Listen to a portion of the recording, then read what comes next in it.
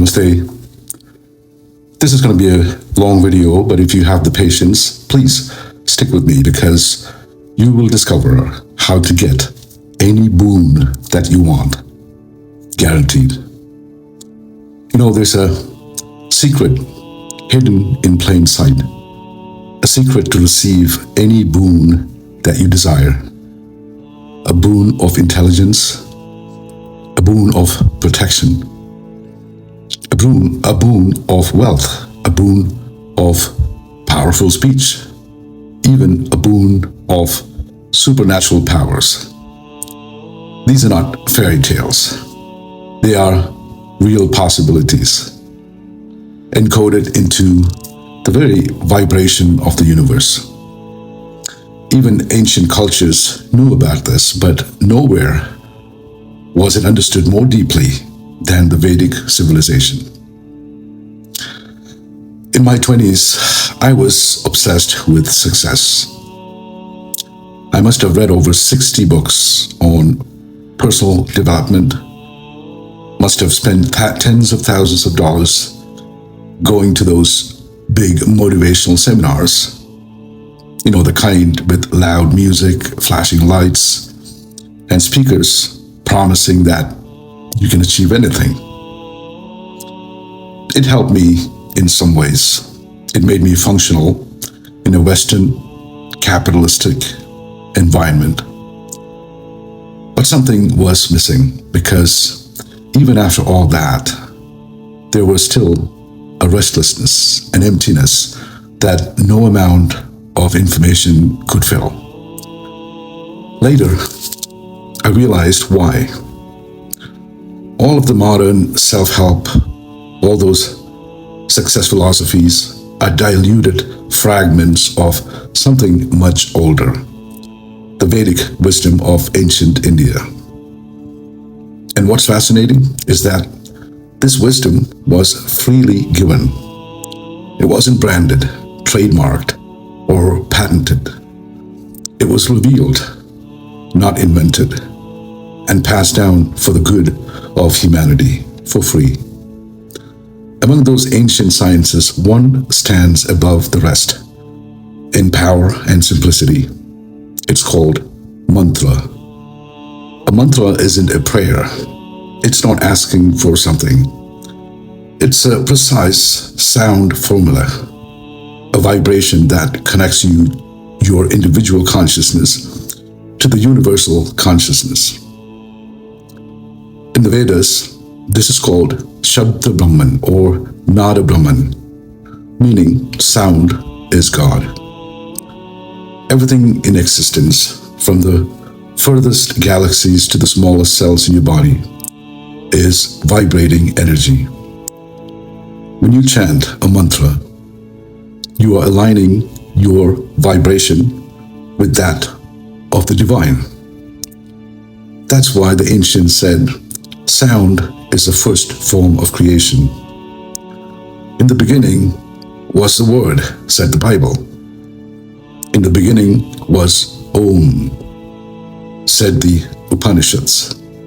It's the same truth. Now here's where it gets practical. Certain sounds, mantras, were revealed to sages in states of deep meditation. These weren't words they invented. They heard them as cosmic frequencies. These sacred sounds carry the blueprint of awakening specific energies inside you. That's why we say mantra is Shakti, power. When you chant a mantra with devotion and intention, what we call sankalpa, you begin to awaken that Shakti, the power within you. Let me explain with a simple example. The mantra Om Namah Shivaya has been chanted for tens of thousands of years. When you repeat it 1 million times, it's said to bring spiritual purification, inner strength, and divine protection. Why 1 million times? Because repetition deepens vibration. Each time you chant, the sound imprints in your subconscious mind. And when your mind becomes still, the mantra starts chanting itself inside you. That's when real transformation begins. Now, how does this actually work in your body and mind? Your breath is the bridge between sound and energy. Before chanting, inhale deeply for 5 seconds for each chant. Then chant your mantra slowly for 7 seconds, letting the vibration settle into your heart and your midbrain. Try this with me. Now inhale and chant the mantra on exhale. Om Namah Shivaya.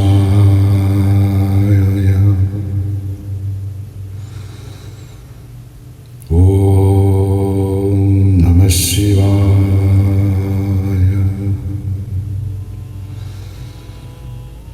Om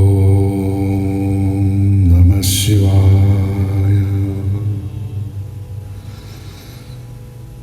Om Namah Shivaya.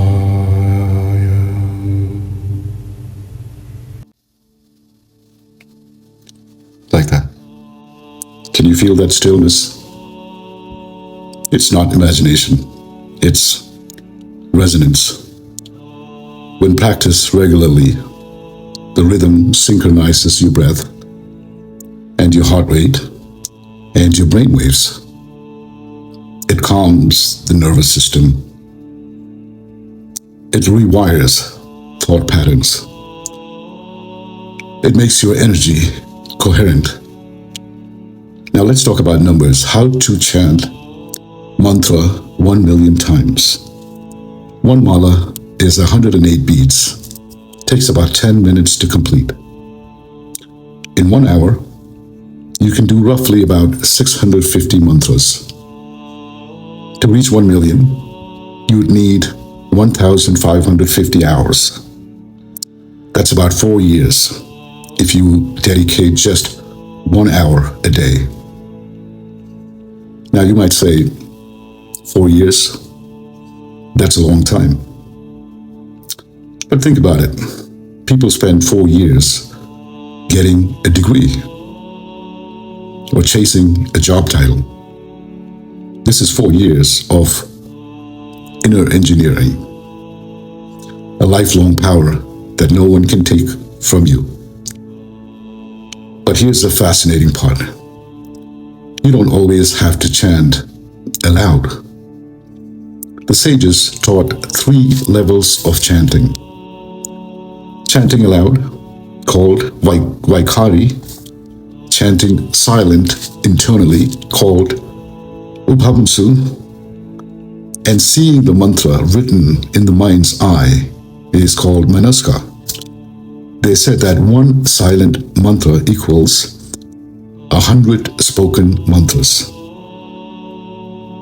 And if you can visualize the mantra, see it in written, in light, in your mind's eye, that equals to 1,000. So the deeper you go, the more powerful it becomes. Now, where do you get your mantra? Traditionally, a guru gives you one mantra personally, tuned to your karma and your spiritual path. But your Vedic birth chart can also reveal your ideal mantras. For example, if your chart shows a weak Mercury, you can chant Buddha Bij mantra to strengthen speech, communication, and business success. And if your moon is afflicted, Om Chandraya Namaha brings emotional peace. Each planet, each energy center has its corresponding sound. You see, this isn't superstition. It's vibrational medicine. Now, let's talk about the deeper truth behind all this. In the modern world, we are obsessed with quick results. Manifest now, law of attraction, overnight success. But the ancients never promised quick fixes. They promised certainty. If you had patience and discipline, that's why they say tyaga, sacrifice, is the gateway to power. If you're willing to give your time, your focus, and your devotion, then no force in this universe can stop your evolution.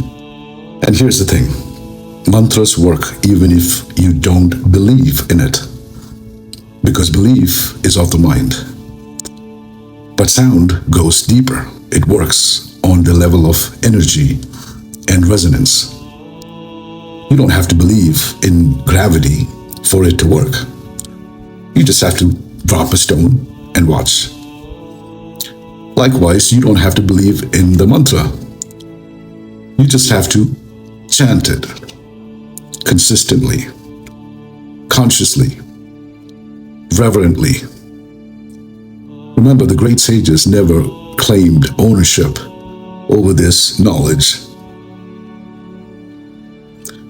That's why the Vedas have no author's name.